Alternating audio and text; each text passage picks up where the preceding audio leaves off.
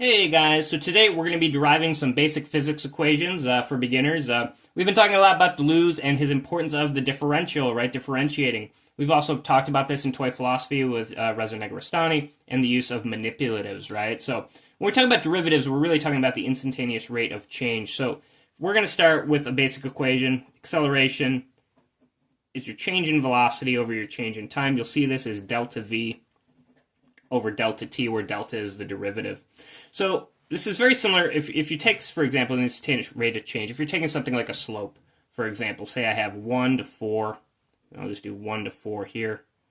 I'll make a point there, so you get this very nice and direct straight line.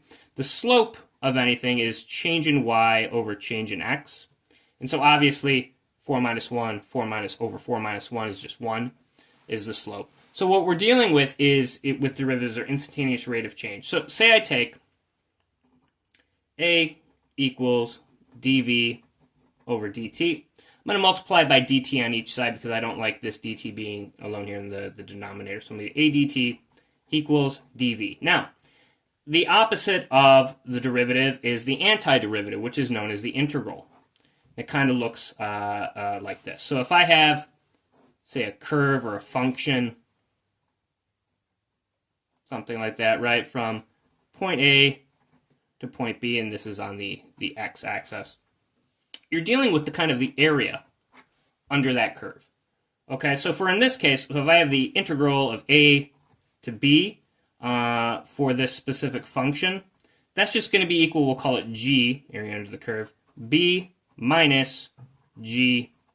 So you're really just taking the difference of that and finding that in the sense. Now, when we get to exponents, it's a little bit different on how to integrate that, and we'll get to that when we get to it. But for now, let's integrate this function. So we're going to integrate with respect to our derivatives.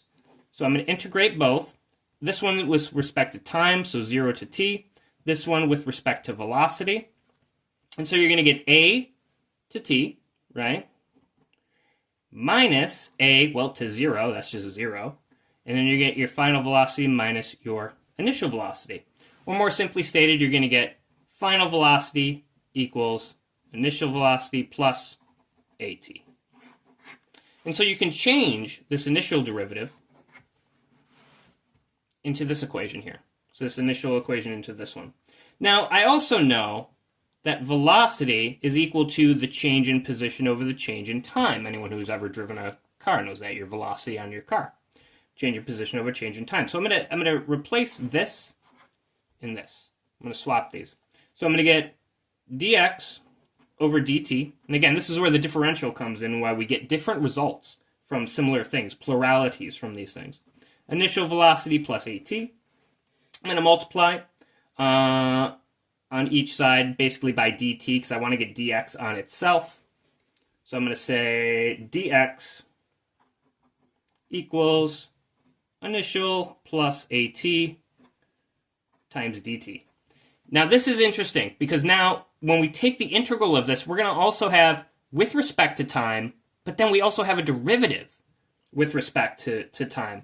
So the rule for this, I'm going to make a separate little rule here, is that say you have a function that's an exponent, so x to the n power. If you take the integral, of that function,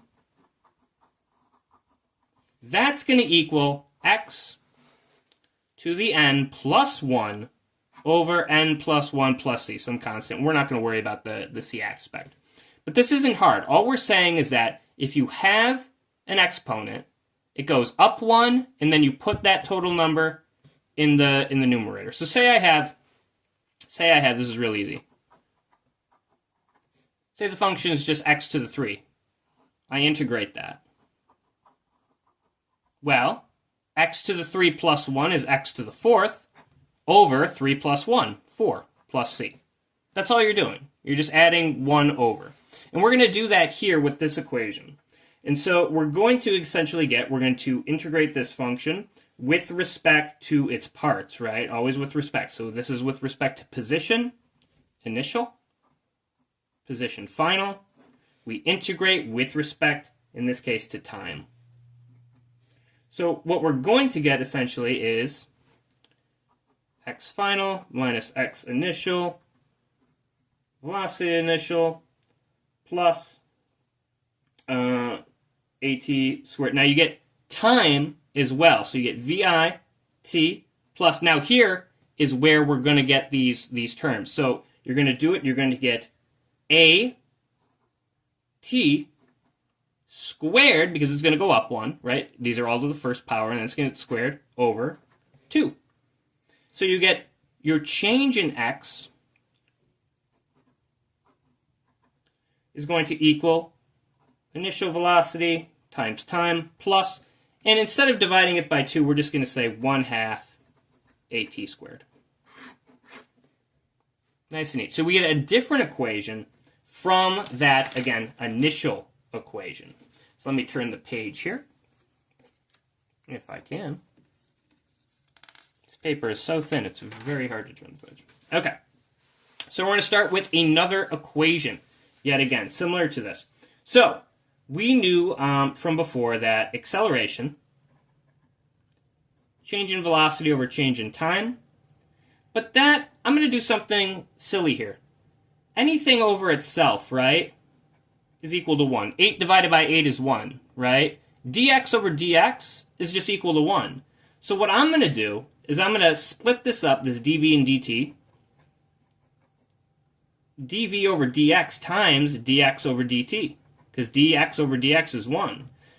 But when I change it that way, I know that dx dt, as we talked about, is velocity. So essentially, a, acceleration, is equal to v times dv over dx. So again, a different equation is being assembled here. And I'm going to multiply by dx on each side. So I'm going to get a dx equals v dv. And I'm going to integrate, again, with respect to our terms. X initial, x final, velocity initial, velocity final. And we just take the difference of that. So you're going to get a x final, a x initial equals velocity, but also the derivative of velocity. We have exponential terms here. So it's going to be vf squared over 2 minus vi squared over 2. And I'm just going to multiply by 2 on each side so I can get rid of those numbers in the denominator. And so you're just going to get 2a delta x equals vf squared minus vi squared. And there you go. Another way to derive that equation in simple terms. Completely different end result by manipulating things. Again, that toy philosophy. Let's look at something else. We're going to derive some more equations. Let's derive gravity, the force of gravity. We know that force of gravity acting on planets, we have the gravitational constant, we have the mass, the one object, the mass of the second object over the radius squared. Okay? That is your force of gravity. We're just going to work with that. G is just a constant. G is your gravitational constant. It's 6.67 times 10 to the negative 11 newtons times m squared over kilograms squared. It's just a constant. It's just a number. And then these are the masses of the planets. The only thing that's really going to change is the radius between them to determine that kind of force, right, that we're going to determine. So this is interesting because when you look at the force, you want to find the potential, right? And so we're going to integrate this to find the potential. But as I said, all of these are constant. These aren't changing. The only thing that's changing is this. What we're really dealing with is 1 over r squared. But I don't like dealing with things in the denominator. So 1 over r squared is the same as r to the negative 2 power, right? Anything to the negative power, it's like a fraction, 1 over that. So I'm going to integrate with respect to this, 0 to r we'll call it, r to the negative 2 dx. And that's going to equal r to the negative 1 over negative 1. Okay, I know we'll just do the inverse of this. R to the negative 1 is equal to 1 over r. We're just going to flip it. And so from this, you get 1 over r. Now you're dividing fractions, which means you multiply by the reciprocal. Negative 1 over 1, which is negative 1 over r. So this whole equation here, I'm just going to call it the potential of gravity here. We'll call it mu g. And so that's just going to be negative g m1 m2 over, instead of r squared, r. Now let's look at electrical force. What you're going to notice about electrical force is that it's set up the same way. So electrical force is equal to K, Q1, Q2 over R squared. K is just a specific value. Again, K, I think, what is the number here? 8.98. I have some notes over here. Times 10 to the 9th newtons m squared over c squared. And c squared is just the speed of light. And we'll talk about the speed of light when we get to Einstein in a bit. And Q is just basically the value of each net charge. But you see the same equation set up. It's the same as what we did before. And so the potential for U, for the electrical charge, is just negative K Q1 Q2 over R. All right. We're going to move on from that. Turning these thin pages is the most difficult part of this video so far, I really think. All right, let's go back and let's talk about forces. So we know that force, according to Newton, is mass times acceleration. But as we talked about before, acceleration equals dv over dt. We're dealing with the change in velocity over the change in time. So we could say, I could swap this for this. Force equals mass, then dv dt.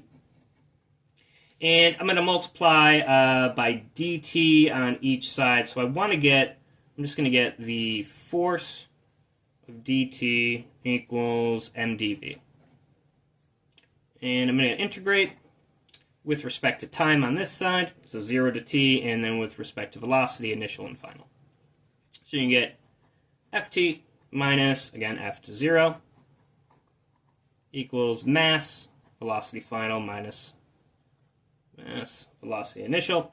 And so you get force times time equals m, and we'll just call this the change in these velocities, delta v. Okay? And if I want to get force on its own, I just divide by t. So I'm going to say F equals m delta v over t. Okay, so we can manipulate that equation. And that's going to be important when we look at other equations. Let's look at work and how work relates to that. So work, we know, equals force times distance. Force is equal to mass times acceleration. That's the beautiful thing about physics, is that all the terms have one specific meaning. They're not like cultural words where we get lost in this Wittgensteinian language game. So there's an old physics joke. If I'm going to swap this force with ma, and I'm going to get work equals mass times acceleration times distance. Distance is your change in position. But I'm going to say distance because you get the old physics joke, all work is mad. It drives you nuts. So work, now what we're going to do is we know acceleration, again, is your change in velocity over time, as we noted up here. D, as we noted here, is just your change in position. So what we're going to do is we're going to say work equals, we're going to say mass times distance. We'll keep it distance, but we'll change the acceleration to dv dt. And I'm going to multiply by dt on each side because I don't like anything in the denominator. So I'm going to get w dt equals m d and then dv. I'm going to integrate. And so with respect to time, 0 to t, final and initial and final velocity.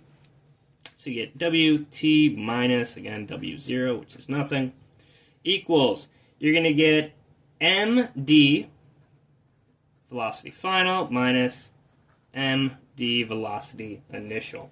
And so you end up getting work times time equals mass times distance times, we'll just call it the change in velocity. And so if you want to get work on its own, you get mass, distance, change in velocity over time. And that's equal to mass times gravity times the height. Remember, because gravity is linked to acceleration, and there's your change in velocity over change in time. That's linked to your acceleration right there. And the distance, we said, is linked to the height because that's essentially just your change in position. And again, little gravity here is just a gravity that's acting on you. That's 9.81 meters per second squared. And it's squared again because the exponential. All right. So now we said before we knew how 2a delta x equaled our final velocity squared plus our initial velocity squared, right? So we're going to say 2a delta x equals final velocity squared minus initial velocity squared. So I'm going to get acceleration on its own. I'm going to say a equals vf squared minus vi squared over 2 delta x. As we noted before, when we talked about work, right? Change in energy is the work. Work is your change in energy because you're, giving off your energy when you work, when you move things. Force times distance, or change in position. And we said that was mad. So mass times acceleration, and we'll keep it to change in position this time. But I know now that this a right here, wait, I could swap it with this a, can't I? And so I also know that this is all equal to you, mass final velocity squared minus initial velocity squared over 2 delta x times delta x. So now I get a different equation. So now I'm going to get mass final velocity squared minus initial velocity squared over 2. And instead of over 2, I'm just going to say 1/2 mass, and then you got your final squared minus initial velocity squared, right? And so you're going to split this and this up to 1/2 mv final squared minus 1/2 mv initial squared. And so what you get from this is kinetic and potential. Your kinetic energy is 1/2 mv squared. Your potential energy is negative 1/2. And this is, remember, the final, and this is essentially your initial velocity squared. And this is really important because we know that when you combine kinetic and potential energy, just like these equations show, right, they're equivalent, but with the negative sign, they cancel out. Add them together, you get 0. And that's important when we talk about something like escape velocity. So for escape velocity, we said before that the total energy in a system, kinetic energy plus potential, equals 0. And so we're going to say 0 equals 1/2 mv squared, and we're going to add that to our potential for our gravitational force that we talked about, which was negative g, m of one planet and m of two. So you'll see it m1, m2, or just a big M and a little m for short. I'm going to do a big M, little m, over r, right? And so I'm going to put this over here. So we're going to get g m over r equals 1/2 mv squared. Obviously, I can divide by m. These m's right here will cancel out. I can multiply by 2. That'll cancel out. And so you're left with 2gm over r equals v squared. Well, I don't like v squared. I want to get v on its own, so I'm going to square both sides. Velocity equals the square root 2gm over r. That's your escape velocity to get out. So again, another different equation, just based off of all of these previous equations that we've been doing. But let's look at something else. Let's look at centripetal acceleration, because we haven't talked about centripetal acceleration. Now this goes back, you learned this all in high school or middle school. Opposite, adjacent, and your hypotenuse.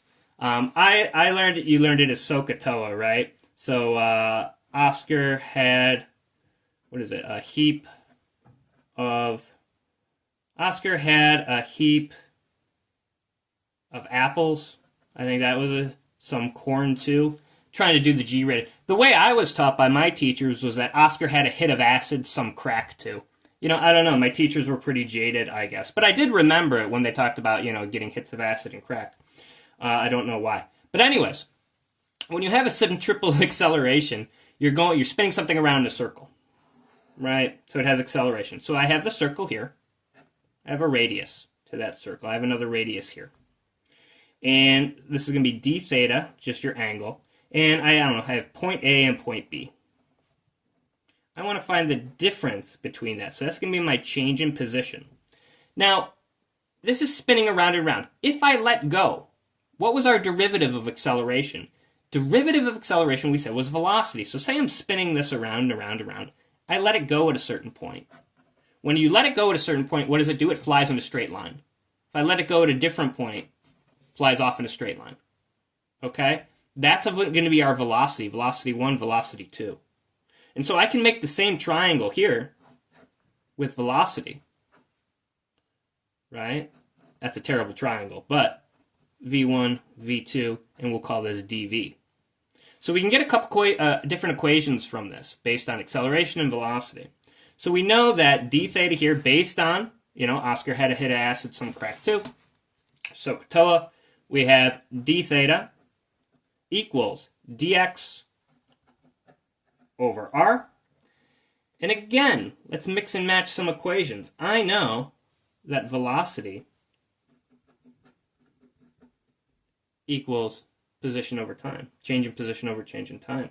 And so if I want to get dx on its own, I could say dx equals vdt.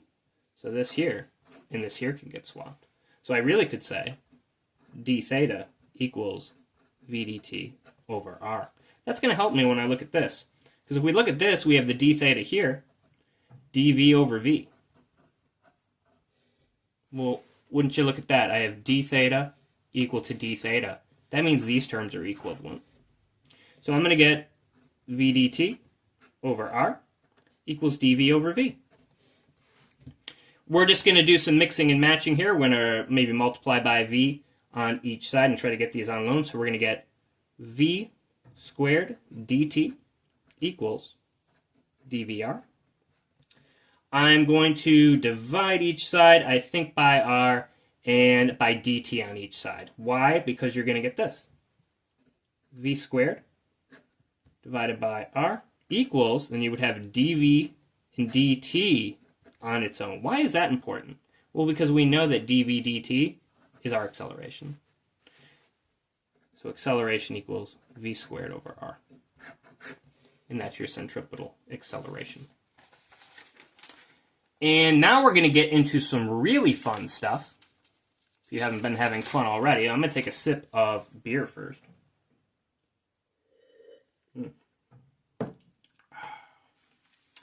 Very good. Russian imperial stout. But before we get into more physics, we have to take a break and we have to talk about Euler for a second and his equation in reference to the Taylor-Maclaurin series for e to the x at a equals 0. So for the Taylor-Maclaurin series, we're going to have px function 0 plus derivative, we can call it prime, but derivative x plus the second function of that, 0, and you're going to get 1 over 2 factorial times x squared, and you're going to add that to maybe to the third derivative of that to 0, and that's 1 over 3 factorial times x to the third, and this goes on forever. It's just a series. It just goes on and forever. So this is the, I should point this out, this is the Taylor-Maclaurin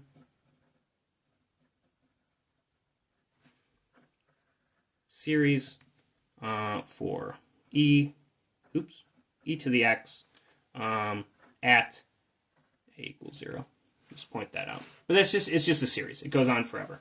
This is important, though, when we talk about cosine and sine. And we'll reference this back, and we'll see why. If I have cosine, for example, and I have a function, and it's just the cos of x. We all know cosine and sine, right? We studied this in school. So, well, that function at 0, what's the cos of that? It's just equal to 1.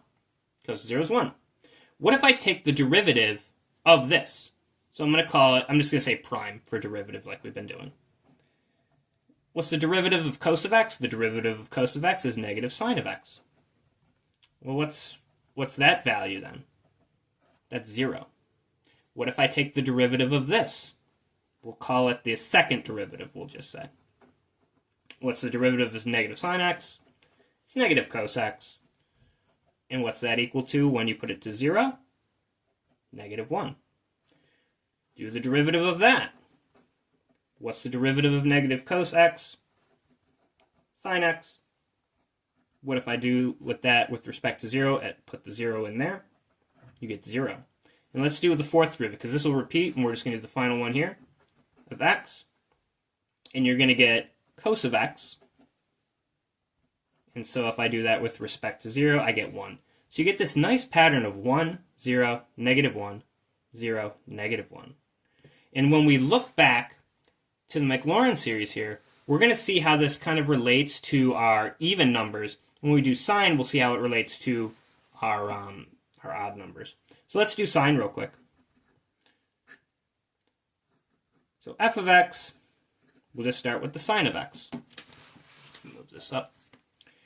And when we set that to 0, you get 0.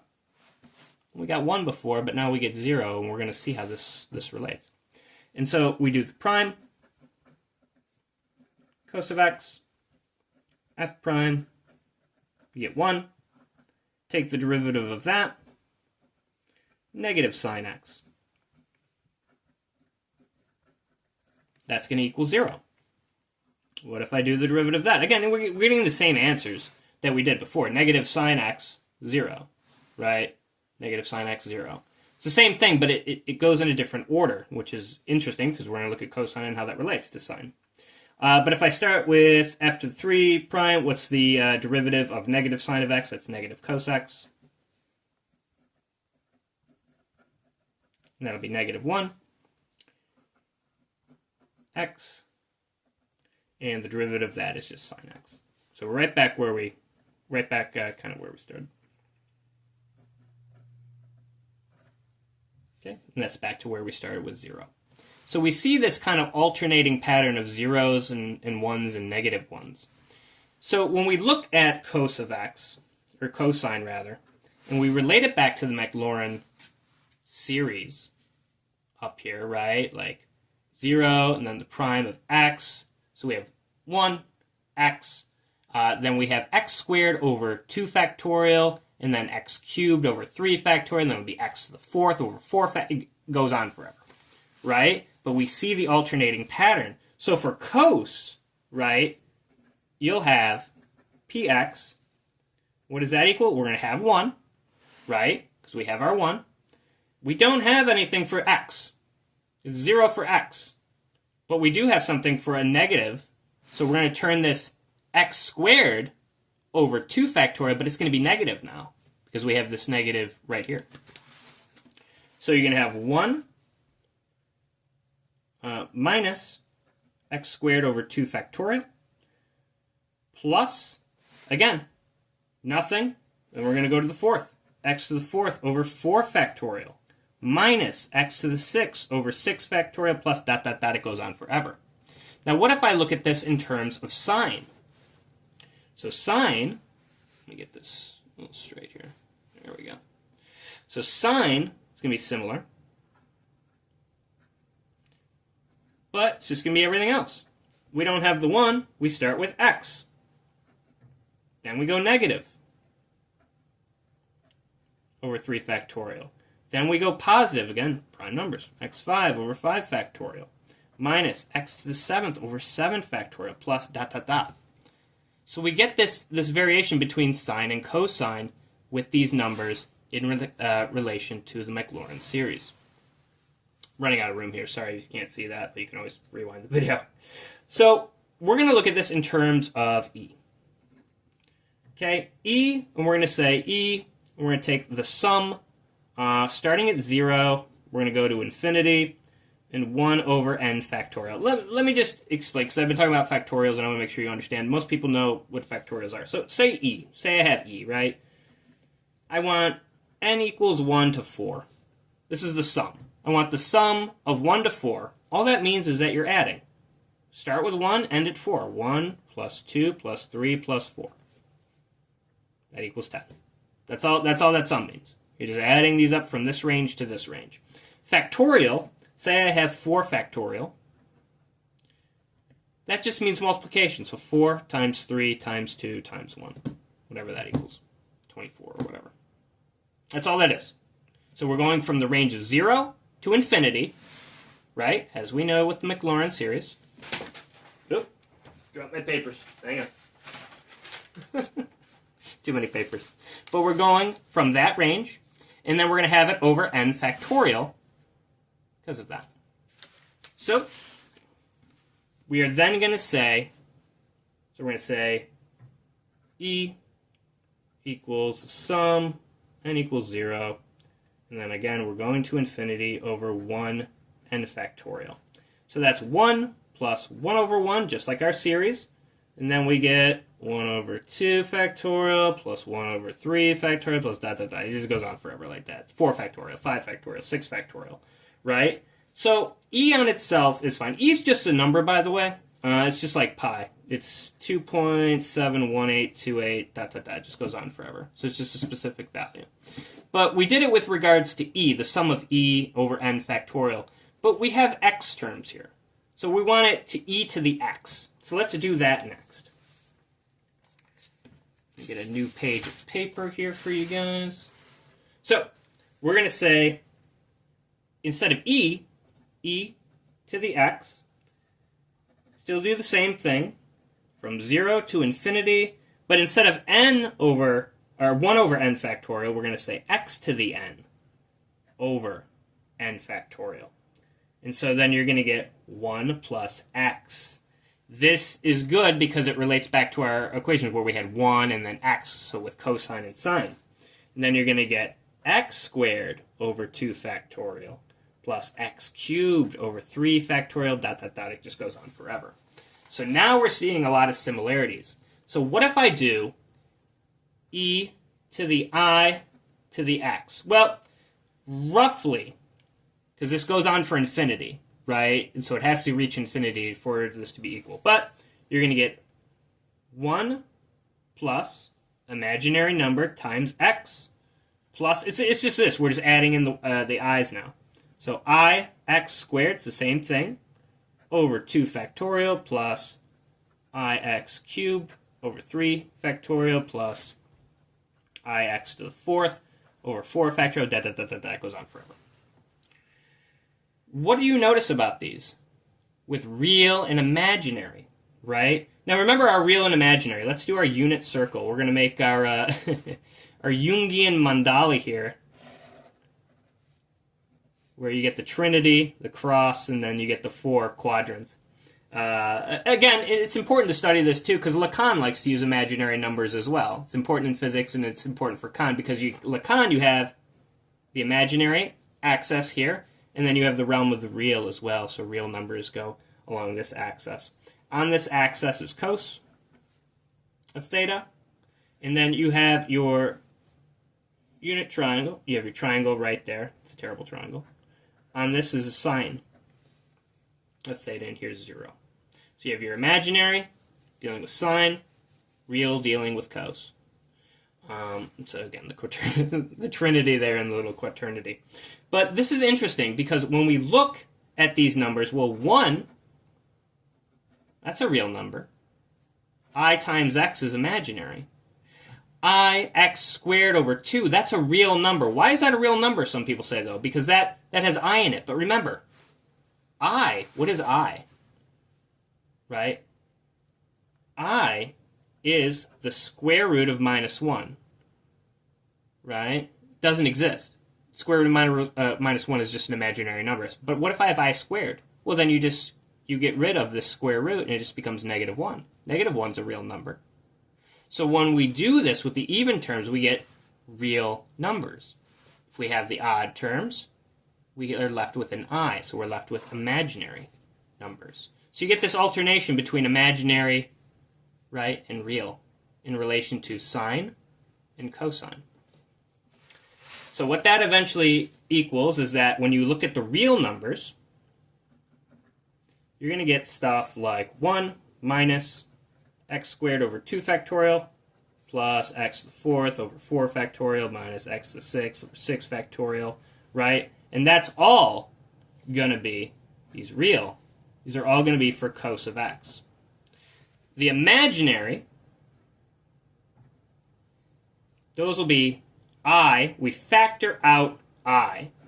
Then we get x, all our x terms, right? All our odd ones. X and then x cubed over 3 factorial plus x to the 5th over 5 factorial minus x to the 7th over 7 factorial plus ... It goes on forever, right? And so that we get in relation to sine of x. So what we get here is e to the I to the x is equal to the cos of x plus imaginary number times the sine of x. What if x, because x is just a variable, what if we set that equal to pi? Right? And pi, you all know, 3.14... It goes on forever. What if I set that variable to that? We know that e to the I pi equals, so we're going to say, we'll just say the cos of pi, right, because we're replacing x with pi, plus I times the sine of pi. Well, you have to ask yourself, what's the cos of pi? Cos of pi ends up being -1. What's the sine of pi? 0. What's I times 0? 0. And so you get e to the I pi equals -1. Or, I want to include the 0, I just add 1 to each side. E to the I to pi plus 1 equals 0. Okay, and that's Euler's equation, looking at sine and cosine from the Taylor and Maclaurin series. And this is important because now we're going to look at the Schrodinger wave function. And we're going to see how similar it is set up to this. So let's turn and give myself a new page here. So when we're looking at the Schrodinger wave equation, we have psi equals e to the I kx minus omega t. You see it's set up the exact same way. Psi is your wave function. And k is basically 2 pi over lambda. Okay, and lambda is basically your wavelength. Omega is 2 pi times the frequency of that wave. So if I actually divide these two, I put w over k, you get 2 pi divided by lambda divided by 2 pi divided by frequency. And again, you multiply by the reciprocal, so you just get wavelength, frequency was just your velocity. So that's all that is. Okay? Now we have to derive this. Okay? So we're going to take the derivative.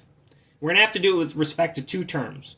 We have x, which is our position, and t with respect to time. So I'm going to do d psi. We're going to do with respect to position first. That's dx.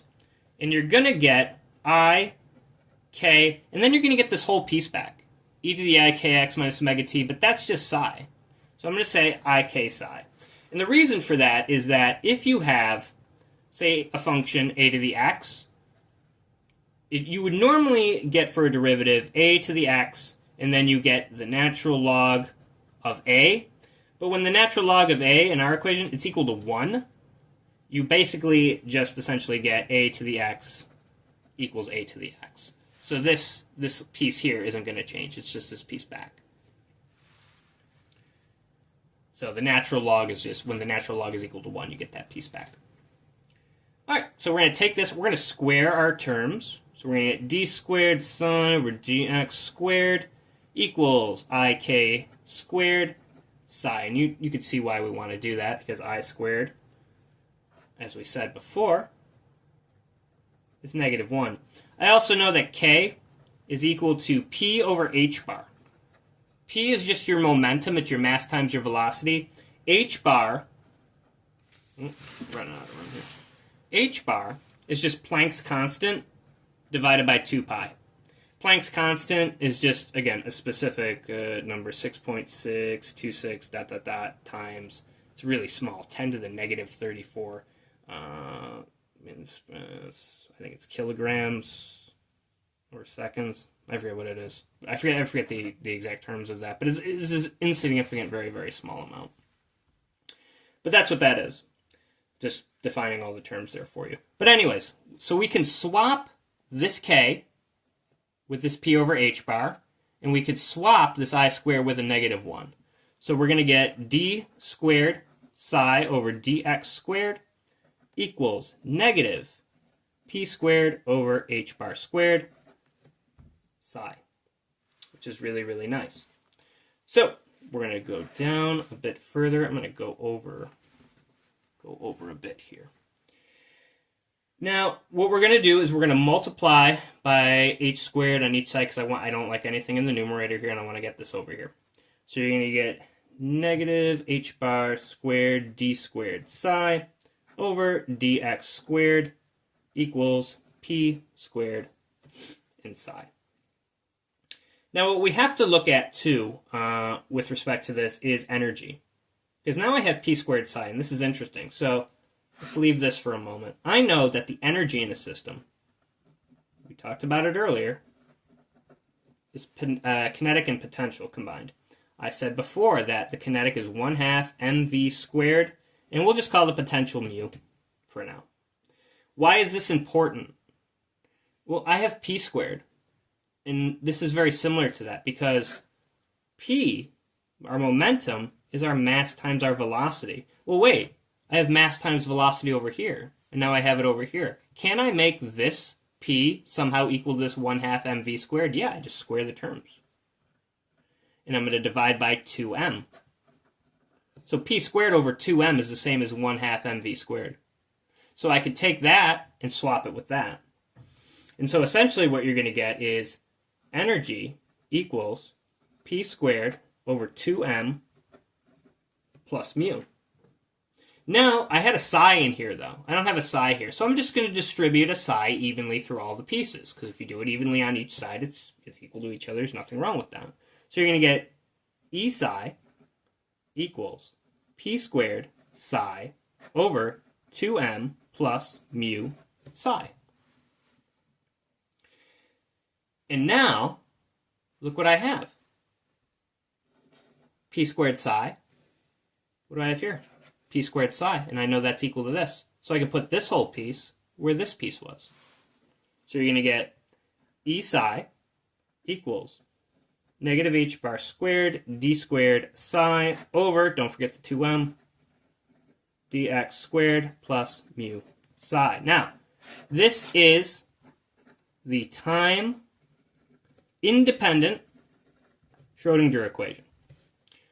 The reason why it's independent is because we said before, we only derived with respect to position. Now we got to derive with respect to time.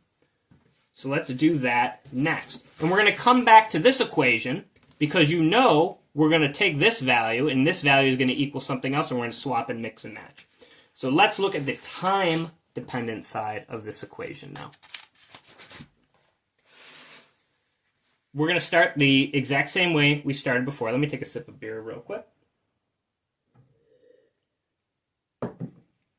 So we have psi, again, e to the I, kx omega t.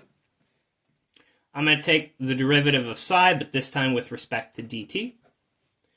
And again, you're just going to get negative I, because there's the negative sign there, omega. You get this whole piece back, psi. Now I know that energy, h bar times omega, and that's equal to Planck's constant times the frequency.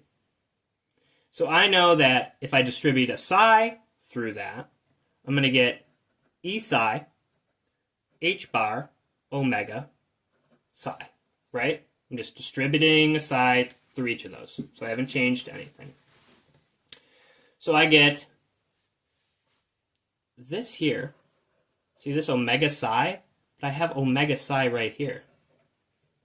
So I just need to divide by this to get rid of the h bar, divide by h bar, and I multiply by I, negative I, on each side. So you're going to get negative I, h bar, e psi equals negative I, omega psi, and that's d psi dt, right, from here. So all three of these we have are now equivalent to one another. So you get E psi equals, I want to get E psi on its own. So I'm gonna multiply by h bar over negative I. So you get h bar negative I times, right, because it's kind of messy, times d psi dt. And that's going to yield h bar d psi negative I dt. I don't like that negative I there. So what I'm going to do is this. Let me do a little mixing and matching here. Because again, it's a negative I, and we know that I squared is negative 1, so we could neaten this up. So we said that E psi, right, equals, what do we say here? H bar d psi over negative I dt. I'm going to multiply by negative I over negative I. Again, anything over itself is equal to 1, right? So it's not changing the value, but I know that I squared over I squared is going to get a negative. So you're going to get negative I h bar d psi over I squared dt, and that's just equal to I h bar d psi dt. E psi equals that.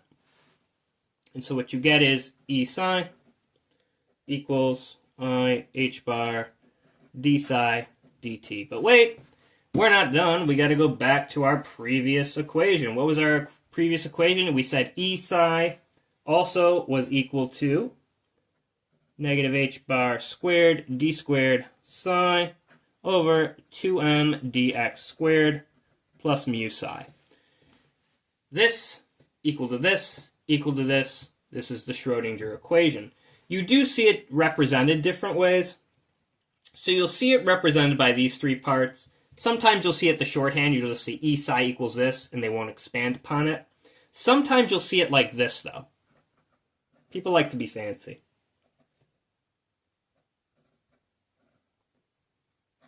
They'll separate out the h bar squared over 2m. And then this little piece here, this d squared over dx, they'll show as a Laplacian operator squared, then psi plus mu psi. You'll often see it represented that way. The reason for that is because the Laplacian is you have a partial derivative in the x, partial derivative in the y, partial derivative in the z position, which is essentially what we have here, but the terms are squared. You have d over dx, but the terms are squared. So you would say Laplacian squared, partial squared, Laplacian squared over partial y squared, squared, partial z squared. So they like to replace that, and so it looks like this. So you get this really fancy looking equation from that. But again, we just did a basic derivative for each of these, and we just did, I think, just one integral. And then the rest was just algebra, just mixing and matching. Again, going back to Deleuze and people like Negarestani and toy philosophy. And this is what we mean when we talk about manipulating things so that we can get different results, endless difference and plurality and multiplicity. All right, there's one last equation I want to go over with you. And that's Einstein's mass-energy equivalence, just because it's so important. So for this, we're going to need to know, we're going to do a lot of mixing and matching. We're going to learn a couple new things here. So I know, we talked about that, the change in energy is equal to the amount of work you do. That's equal to your force, change in position. We said that was mad. That was the old physics joke. I also know, though, as a little side note, we mentioned it before, P equals m times v. And wait, isn't acceleration change in velocity over change in time? And then we're going to keep this at distance. Change in velocity over change in time. Wait, I have velocity and mass right here and momentum. So I have this with respect to a change in time. Wait a minute. So I know that this is actually going to be equal to dp dt times change in position. Right? your distance. We call it distance here. It's really your change in position that we have that. So this is equal to dE. And I'm going to, again, mix and match this because, wait, change in position over time, that's just your velocity. So really dE is equal to VdP. It's equal to all these other things too that we've been talking about, but it's also equal to VdP. I'm going to use two rules here that you'll learn if you take, just pre-calc.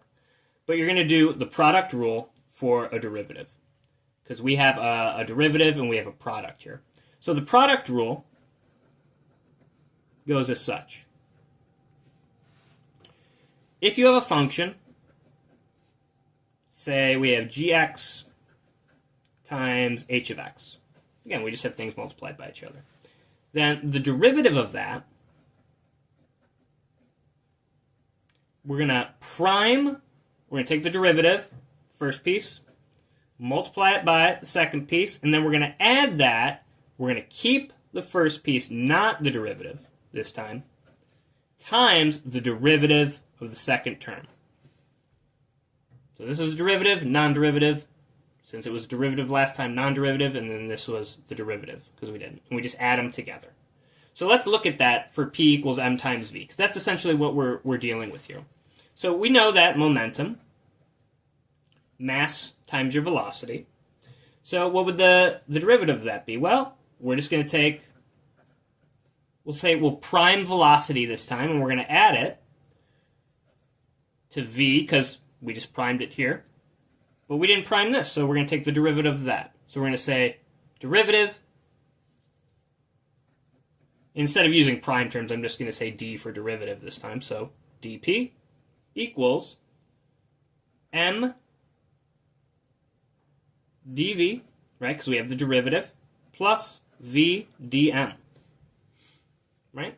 dm, because we have the derivative for mass, and derivative for velocity for dv. But I don't have dp on its own, right? I have vdp. So I have to multiply this by velocity to get this. So I'm going to have dE equals, we're going to multiply and distribute velocity through, mv dv plus v times v is just v squared dm. Remember this equation, we're going to come back to it.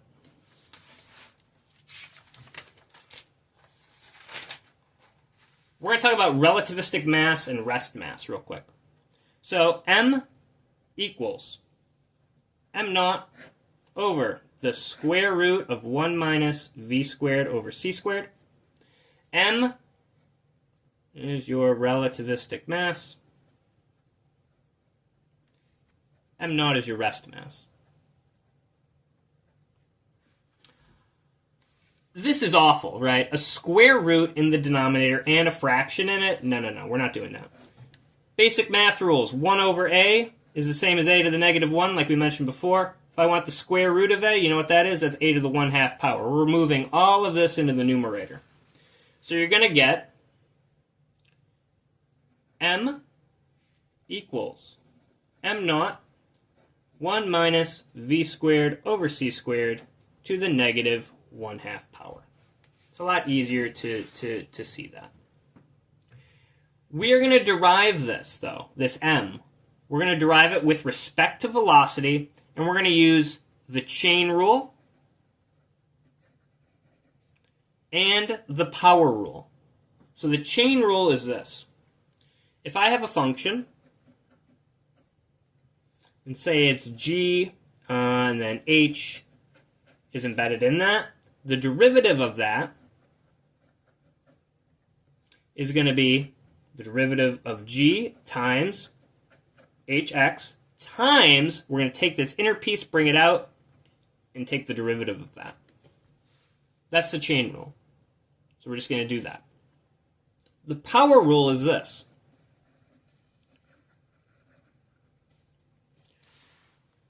If I have, say I have a function, and it's x to the n. We're dealing with exponents. If I take the derivative of that function, the n comes out front, and then I do x to the n minus 1 times x to the n minus 1. Sometimes you'll see it, instead of primes, you'll see it like d dx, and then they'll just put like f of x,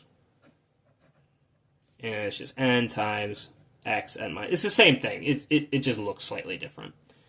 Let's do an example of this, because this confuses people for some reason, and I don't know why. So say I have a function. We're dealing with exponents, right? Say it's x to the 8th power. Well, you bring the n up front, so the derivative, well, you bring the 8 out front, and then this x goes down 1. 8 minus 1 is 7. And that's it. 8 to the x minus 7. That's all you're doing. Very, very, very simple. It looks really, it looks more complicated than it actually is, but it's actually quite simple. So let's go back to our equation, because we're going to use this, we're going to derive with respect to velocity and use these rules. So we're going to have, let me rewrite it again here, mass, rest mass, 1 minus v squared over c squared to the negative 1/2 power.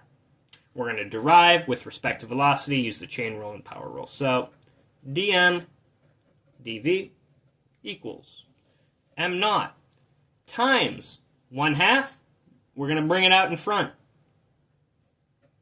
Negative 1/2 stays the same. 1 minus v squared over c squared. This drops down 1, negative 1. Well, negative half minus 1 is just negative 3/2. We use our chain rule. We got to bring this outer piece. Well, I had v squared, pop that out in front. It's a negative. Pop out the 2 in front, and then minus 1 is just to the 1 power. So you get negative 2v to the 1 power, which is v, over c squared. And that's all you get. You get for that from that. Not too bad. I'm going to take dm dv. And now that's going to be equal. We're going to we can kind of neaten this up a bit though, right? Let's think about this. I'm going to actually multiply these, because we have common terms here. I have a half and a negative 2. Well, half times negative 2, that's just 1, right? So we're going to simplify this. We're going to say m naught, we're going to get times v. That's going to cancel. That's going to cancel.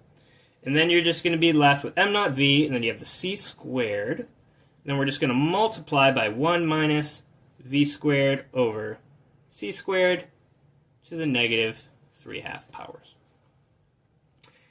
Well, we can simplify this even further, right? M equals our rest mass, 1 minus v squared to the negative. We have that now. We have our rest mass, 1 minus v squared over here, except to the negative 3/2 instead of the negative half. So this all really will take out velocity, but this can be replaced with m to the 1 power, because it was half and now it's 3/2, so we have to add in that extra 1. So we could simplify this even more. dm dv equals mv over c squared times 1 minus v squared over c squared to the negative 1. Sip of beer here. Talking too much. Talking on way too long. Doing physics equations.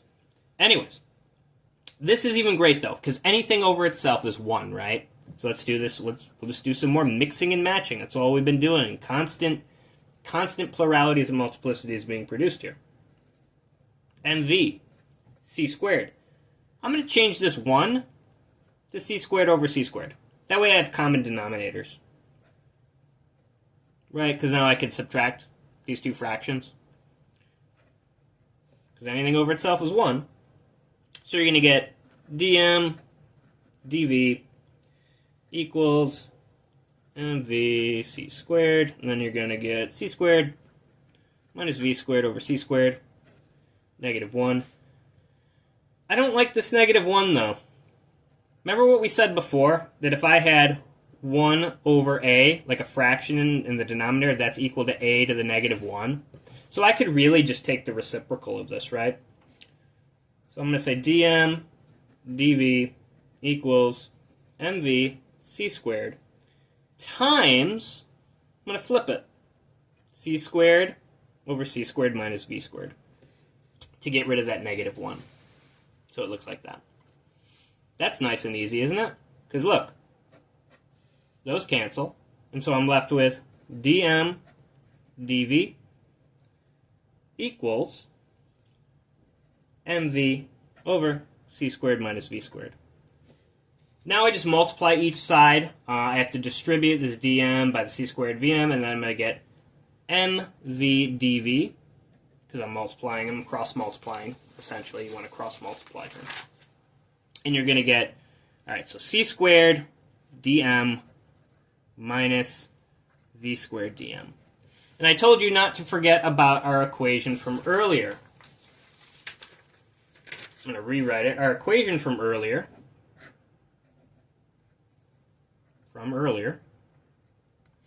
was dE equals mv dv plus v squared dm.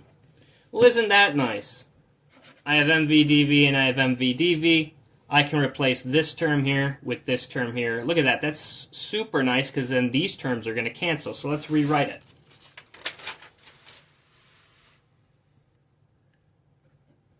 The derivative of energy, c squared dm minus v squared dm plus v squared dm. Running out of room there. Like I said, that's nice, because you put those two together, they cancel. So you're left with the change in energy, c squared dm. C is just the speed of light. It's a constant. 2.9979 ... times 10 to the 8th meters per second. This value isn't going to change then. We can't do anything with this. It's just a constant value. So what we're dealing with now is the derivative of energy equal to a derivative in respect to mass. You have two derivatives set equal to each other. What do? You get the antiderivative. What is that? The integral. So we're going to integrate. So you're going to get energy initial, energy final, mass initial, mass final. Energy final minus energy initial equals mass final minus mass initial times c squared. More simply stated, the change in energy is relative to the change in mass times the speed of light squared, or, as people more commonly like to say, E equals mc squared. So I just wanted to show how you could derive all of these separate equations in physics, linking it to what we've been talking about with people like Deleuze, who talked about endless differentiation, how we've been talking about people like Negarestani and his toy philosophy, and how we can manipulate things to produce new pluralities and multiplicities. Thanks for watching if you made it this far.